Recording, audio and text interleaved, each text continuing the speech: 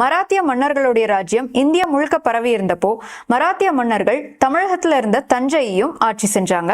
இவங்க தஞ்சை மராத்திய மன்னர்கள்னு அழைக்கப்பட்டாங்க. ஒரு நூற்றாண்டுக்கும் மேல ஆட்சி செஞ்ச இந்த தஞ்சை மராத்திய மன்னர்கள்ல முக்கியமானவர் தான் சத்ரபதி சிவாஜி வழிவந்த மன்னர் இரண்டாம் சரபோஜி. இவருடைய ஆட்சியில மக்களுக்கு நிறைய நல்லது செஞ்சாரு.